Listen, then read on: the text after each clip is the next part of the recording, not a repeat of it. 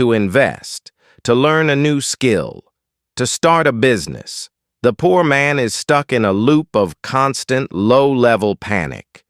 Let's dig deeper into the buy nice or buy twice phenomenon with something bigger than Boots cars in the United States. Unless you live in barely 3 cities, you need a car to work.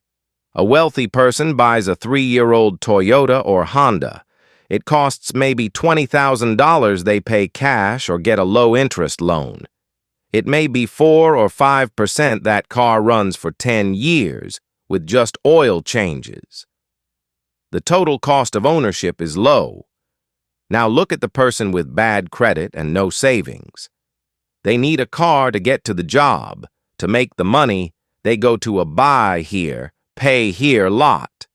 The predatory dealership sells them a high-mileage clunker that is worth maybe $4,000, but they sell it for $8,000. Then, because they have bad credit, the interest rate is 24% if you do the math. Over the life of that loan, they might pay $15,000 for a car that was worth $4,000, and here's the kicker. The car will likely break down before the loan is paid off, so they are still making payments on a dead car while trying to finance a new one. This is the poverty trap in high definition. You aren't just paying for the car.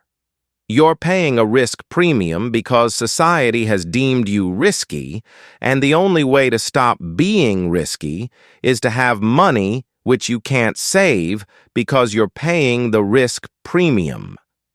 It is a cycle designed to keep you exactly where you are, and we haven't even touched on housing. Renting versus owning is the ultimate Boots theory. Example: when you rent, you are paying 100% interest. You get 0 equity. You're paying your landlord's mortgage plus a profit margin.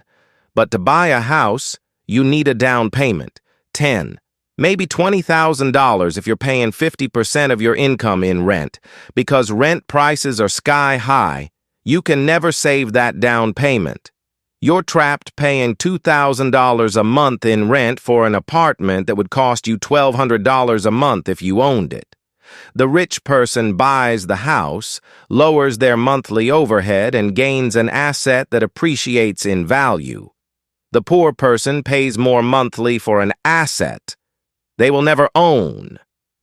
It's expensive to be poor because you are renting your entire existence. You are renting your shelter. You are renting your money through credit card interest. You are renting your stability. So this is where it gets really interesting and honestly a little scary. There is a hidden tax on your time as well. Think about the laundromat. If you have a washer and dryer in your house, doing laundry takes 5 minutes of active work. You throw it in, you walk away.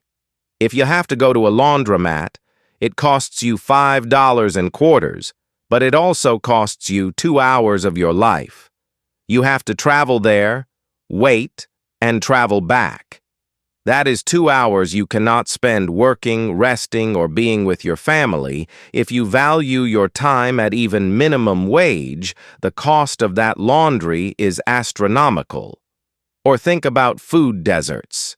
If you live in a low-income area, you might not have a giant grocery store with fair prices nearby. You have a convenience store with inflated prices. To get to the real store, you might need to take a bus and pay fare, plus an hour of travel time. The friction of daily life is higher when you don't have money. Everything is harder. Everything takes longer. And time, as we know, is money. By stealing your time, poverty steals your future earning potential. Now, I can hear the objections already. This is depressing. You're telling me the system is rigged and I'm screwed because I can't afford the nice boots. And look, I get it. It is depressing. But understanding the math is the only way to break the equation. Most people ignore this because it's painful, but you have to look at the numbers to find the exit. The problem is that standard financial advice tells you to invest in the stock market to get an 8% return. But if you are poor, the best investment you can make isn't the S&P 500. It's escaping the Boots theory penalties if you have credit card debt at 20% interest. Paying that off is a guaranteed 20% return on your money. No stock picker in the world can promise you that if you buy a reliable toaster for $50 so you don't have to replace the $10 one every year, that is a return on investment. The first step out of this trap isn't trying to get rich. It's trying to stop the bleeding. This brings us to the most critical concept, the buffer. The only way to stop the cycle of buying the cheap boots is to artificially create a period where you don't buy any boots at all, so you can save for the good ones. This is why the emergency fund, that first $1,000, is not just boring advice. It is the weapon that destroys the poverty premium when you have $1,000 in the bank. A flat tire is an annoyance, not a financial crisis that forces you into a payday loan.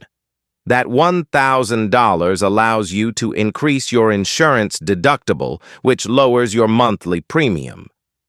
See what happened there? Having money saved actually lowered your monthly.